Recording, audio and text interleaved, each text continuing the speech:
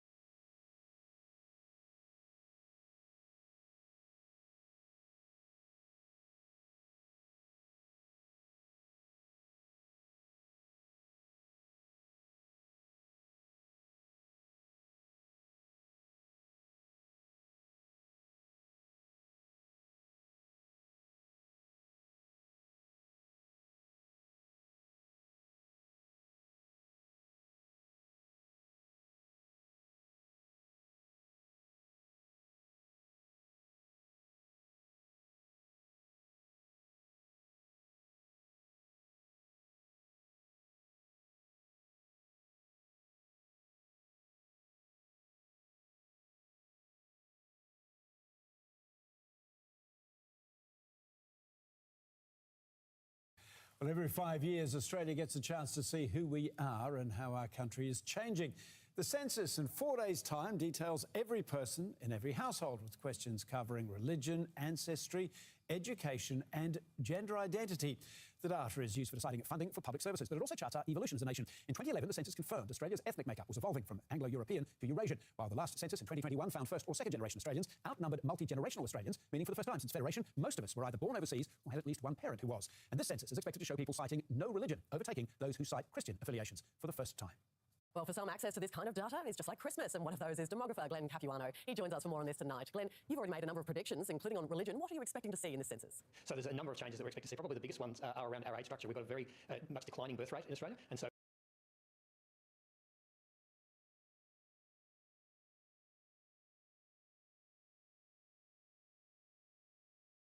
Stop. Are you having an identity crisis? Are you wondering who you are, where you came from, if you're good enough? God loves you, and you do have a divine identity. Meet with missionary. Is that your dinner? Yeah, Muscle Chef, had it delivered. Mate, what? How much have you spent on food this week? Well, I buy every meal and I have most of them delivered, so probably around $100 a day. Jackson, what? That is not financially responsible. I know. Well, stop. I can't. Why not? It's just so easy. It's not that hard to cook food. Well, it's a lot harder than paying someone at Guzman to make me a burrito bowl. You gotta sort that out. Why? Because you're spending $700 a week on food. Well, you gotta eat. Do you save money? No. Jackson. I'm just in a funk. How long have you been in a funk? You mean since when have I been nearly solely feeding myself through restaurant chains? Yes. Oh, how long's it been since I left home? Oh my God. It's hard, and I'm lazy. It's not hard. It is when you don't want to do it. What would happen if you didn't have any money? I would have to learn how to eat cheaper. You're gonna bankrupt yourself living like this. I'm getting by. Think about how much more you'd be ahead if you ate sensibly. Look, and I think you're forgetting that when I'm old and grey, yes, I'm gonna have a fast car, and yes, I'm gonna live in a mansion, but I won't be able to go back and recreate memories of me eating Guzman every night. Jackson, that's for holidays, not Guzman. One day I'll be dead and I won't be able to eat Muscle Chefs anymore. That's not an argument. Yes, it is!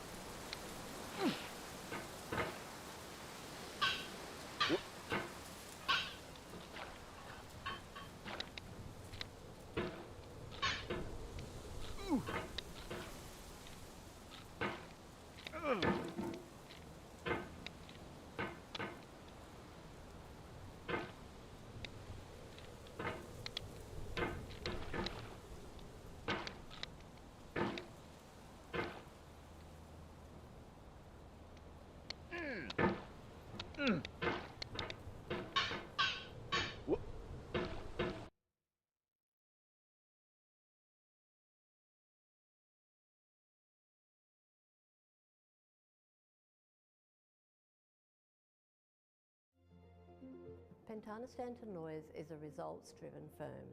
We seek to provide positive.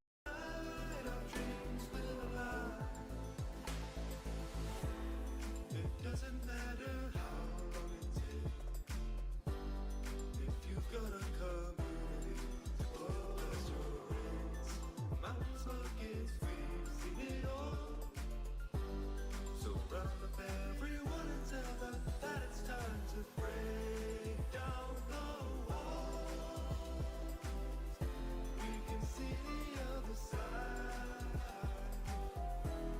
We didn't need no miracles, just patience till the end. I'm blazing like a fire. I'm burning with desire. There's still more to grow, and I've got more to show. But tonight our dreams will align.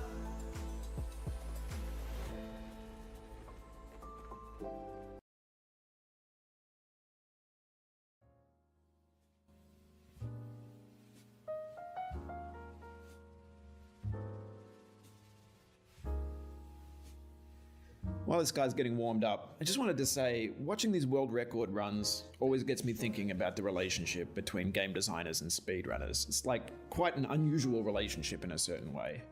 And speedrunners aren't like the normal streamers and YouTubers who play games when they come out. You know, if you watch those people playing a game, they're struggling to learn the systems and to master them, just like you would if you were playing it yourself. And you know, if you're the game designer watching a normal stream, you're thinking to yourself, yeah, that's working pretty much exactly as I planned. Watching speedruns isn't like that. And I think in a way, the role of the speedrunner is like the exact opposite of the role of the game designer. A game designer painstakingly carves a beautiful sculpture out of wood, first chiseling it out of a raw block and then gradually rounding off any rough edges, making sure it works when it's viewed from any angle. The speedrunner takes that sculpture and they look it over carefully from top to bottom, from every angle, and deeply understand it, and they appreciate all the work that went into the design, all of the strengths, all of the weak points. And then, having understood it perfectly, they break it over their knee. Well, that's why I love speedrunners.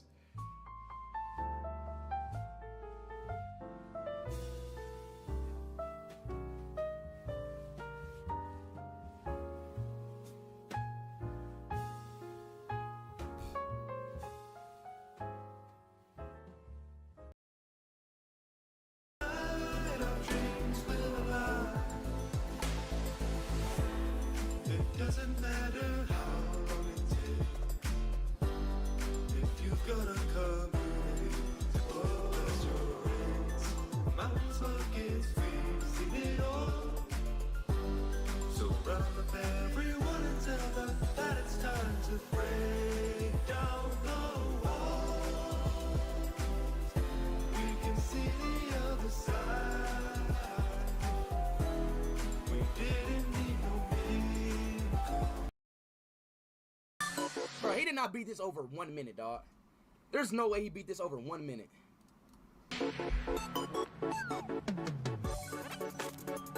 Oh, hell no. Let me watch this.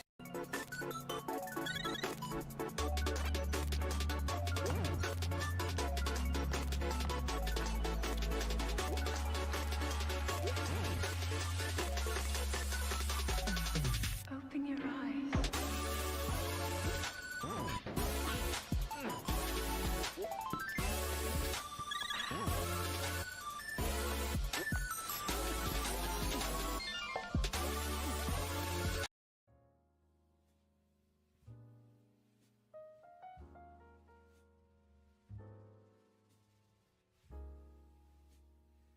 While this guy's getting warmed up, I just wanted to say, watching these world record runs always gets me thinking about the relationship between game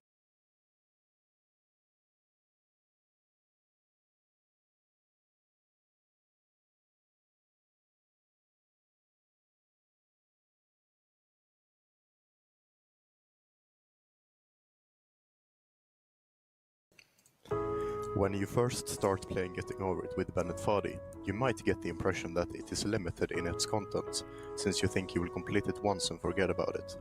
Although perhaps you're feeling ambitious and decide to complete the game 50 times in order to get the golden pot and all the Steam achievements. Great, now what? Is something many people think at that point.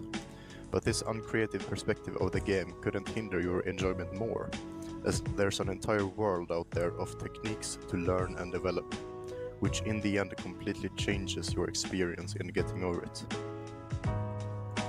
In this video, I will be showcasing and explaining 15 different speedrunning techniques. The techniques will be categorized relative to their difficulty by beginner, intermediate, or advanced. Something I want you to note is that the purpose of this video is not to show all the potential spots the techniques work on, but to rather convey how they operate, so you can become capable of deciding when a particular technique is useful. Some of the harder techniques rely on certain object interactions with the hammer, and therefore cannot be used everywhere. Lastly, I would like to mention that these techniques have been intuitively learned by speedrunners over the years. This means that there are no official names for the techniques, so I did have to give most a term myself. We're starting off the beginner category with the humble swing, which is one of the most fundamental techniques to learn, because it lays foundation for not only completing the game multiple times, but also understanding other techniques. It simply works by swinging the hammer around in a circle, which can be done clockwise or counterclockwise. To maximize range, it's a good idea to have the hammer fully stretched out during the swings, which is accomplished by not swinging the hammer too fast.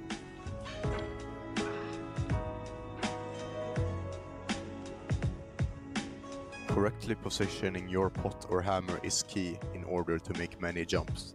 Simple repositioning works by placing your hammer on the starting spot from which you want the pogo, and the pogo is a technique I will go through shortly. After you have placed your hammer on the starting spot, you want to then begin slowly dragging the pot towards the hammer until you have reached a desirable position. This technique is rarely used once you have played Getting Over It for a while, but it's very good for newer players because of its low risk and consistency.